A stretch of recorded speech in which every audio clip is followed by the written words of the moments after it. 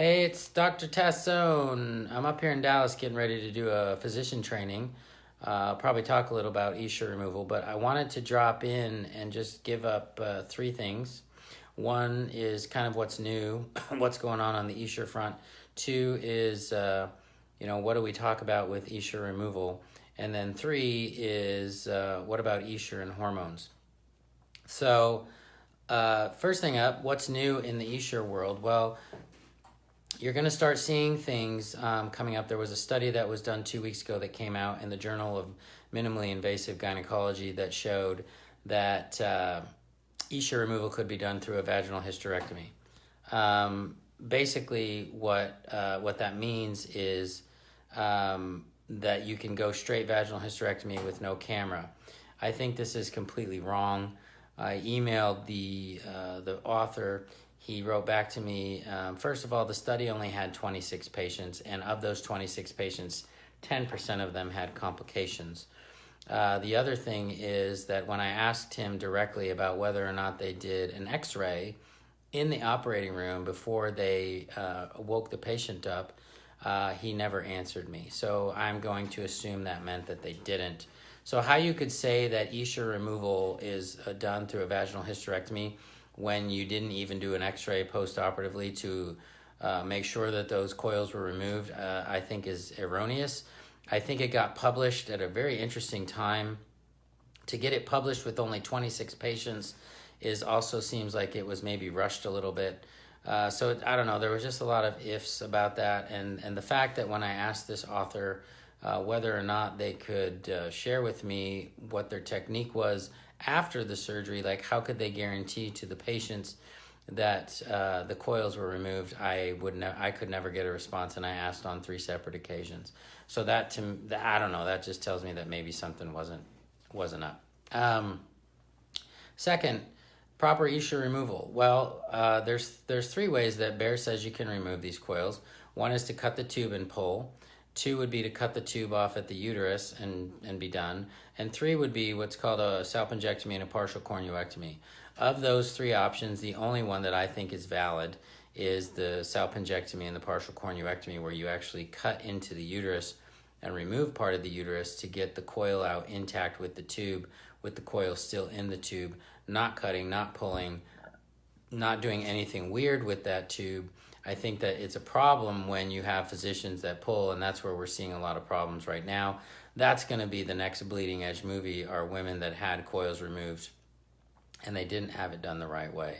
So what I try to tell women is, when you go to your doctor and you ask, and you're going to get a salpingectomy because that's what you want, and you're not having a hysterectomy, ask them to draw you a picture. First of all, ask them how many they've done. Second, ask them to draw you a picture. Anything short of a cut into the uterus, to go down into the uterus to get around the coil and bring it out in one piece, don't do it. I would wait until you can find somebody that's doing it. I'm starting to train some other physicians. I've got a doctor in Vegas that's going to start doing it. I got another doctor, hopefully in Austin, that's going to start doing it. And I think we'll be able to offer you some other options here pretty soon. And I'm hoping, I'm trying to build a network of about 10 providers around the country that can do this the appropriate way. So if you can hang in there and wait, hopefully I can get somebody in your area. If not, you can call my office at 512-956-0296, and you can make an appointment with Maddie. If you'd like to do just an Essure consultation because you think you might need an x-ray, maybe you've had it removed and you just want to see what's going on, you can go to TassoneMD, TASSONEMD.com/Essure-consultation, and you can make an appointment online, and we can order x-rays. I can order hormone testing and things like that. Now, speaking of hormone testing, what I've been finding is women with Essures have estrogen that's usually very high, progesterone and testosterone levels that are very, very low. And I think this is from the endocrine disrupting aspects of the heavy metals, the polyethyl terephthalate fibers, and things of that nature. So I've been trying to correct hormone imbalances before I even take the coils out. And what I've seen is many women that have the coils removed often tend to go back to a better hormone balance afterwards. Maybe not completely normal, but better than what they were before. But I can usually try to get you guys feeling better before you even have surgery by just balancing out the hormones a little bit. So to recap, vaginal hysterectomy, I don't think is a good option. I think it's a bad option. I think that the fact that this paper was pushed through, I don't think it was properly vetted. I don't think that it was a good, it was 26 patients, so not very much power in that study at all, and they didn't even do an x-ray afterwards. Anybody that's listening to me that can hear my voice, if you've had a salpingectomy, just had the tubes removed, and you haven't had an x-ray, you need a consult with me, or you need to find somebody that will order an x-ray for you. If your doctor is refusing to order an x-ray for you, that would make me nervous, because there's absolutely no reason to refuse to order an x-ray after an Essure removal, especially if you want to make sure there's no fragments left behind. So make sure that you get an x-ray done. If you can't get an x-ray done, I've had patients call me and consult with me.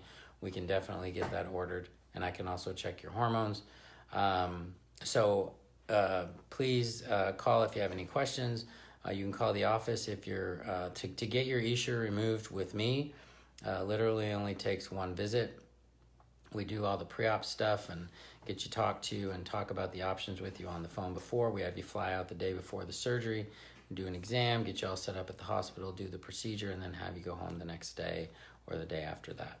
So, like I said, at this point, I've done probably close to 600, somewhere between 500 and 600 removals.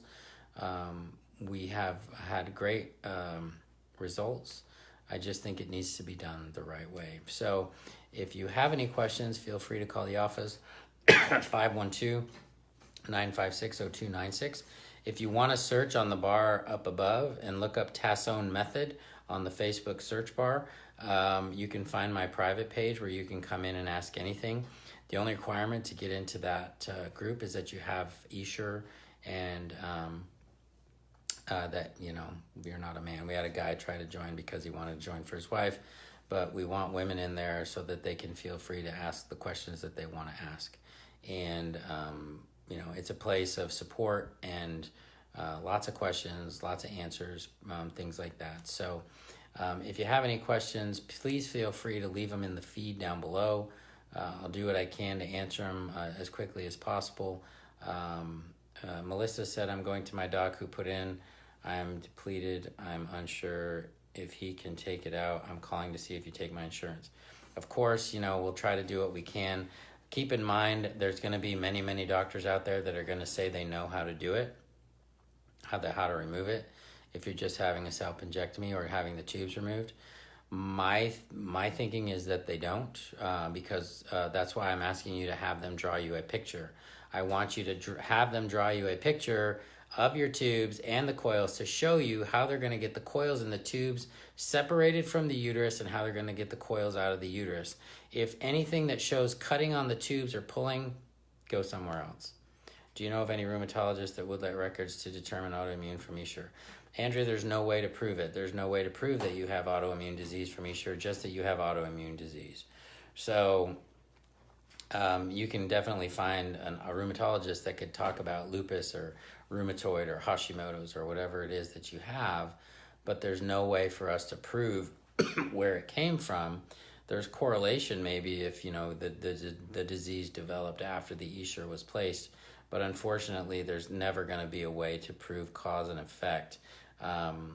Even if there was research done, it couldn't prove a distinctive cause and effect, just an association. So you just need to find somebody that can help you, one, with the autoimmune disorder, and two, help you with the removal. Many women that I've seen have had rheumatoid or other autoimmune disorders have improved, but not completely cured. I necessarily wouldn't expect that because there's a lot of people out there with autoimmune disorders that don't have Essure. Constant migraines after Essure, hoping removal will help. I can't tell you for sure because obviously there's a lot of people with migraines that don't have Essure. So migraines can be from many things, but I have seen women that have migraines who have gotten a lot of relief by having the coils removed. You're welcome, Andrea. So again, salpingectomy, make them draw you a picture. Make sure that you get your hormones checked, because that can definitely add to migraines. Jessica, I do have chronic migraine since Essure, and now I have a lesion on my brain. Again, hopefully that lesion is benign. I wish you the best of luck with that, and hopefully they figured that out. Obviously, the migraine could be coming from the lesion on the brain if it's causing a pressure kind of effect on the brain. So I would definitely, hold out and wait and see what's going on with that. But it sounds like they'll hopefully be figuring that out for you in the future. So keep asking questions. I'll answer them in the feed. Melissa, I don't know what come undone means. I've never seen an Essure coil that's come undone. They do often look like on an x-ray that they might be in two pieces. That's really common. The tail end on one end of the device looks like it's slightly separated on an x-ray. That's pretty common. Doesn't mean that they've come undone. So again, that would be something that I'd need to take a look at to give you my advice. But I do know that many times women think that their coils are broken, when the reality is it's just this little tailing piece. As far as the way that the coil looks, the tubes are very malleable and very flexible, so they can look like many shapes. Yeah, because they bend and they move, so it just depends on what they look like when they got the x-ray done. It doesn't mean that it's broken or anything like that. It just means that your tube is moving around, and where the coil is in relationship to the tube and things like that. So again, if you want me to take a look at it, I'd be more than happy if you set up a consult to look at the actual films. I can get copies of those, take a look. I can look at the report, and we can get your records and things like that. So I'm going to head out and get something to eat, but feel free to please post something down in the comments below. And if you do want to get your hormones checked, if you want to talk about getting your Essures checked, or just talk about Essure in general, Jenny posted the link up above. You can make an appointment and we'll get back to you. So as I said, Jessica, hopefully that turns out good. I had an IUD because of a tubal. Yeah, if you had an IUD, there's absolutely no reason. That's actually a contraindication to put the Essure in if you had a tubal pregnancy. So they shouldn't have done an Essure in the first place. Gloria? See, Gloria had good results, and we see that a lot. Obviously, nobody's 100%, but I have seen a lot of women that improve greatly after removal. So thanks, Andrea. I appreciate that. That's very nice. So please call if you have questions, 512-956-0296, and enjoy your Monday. I hope your weekend was good. And we'll talk to you later.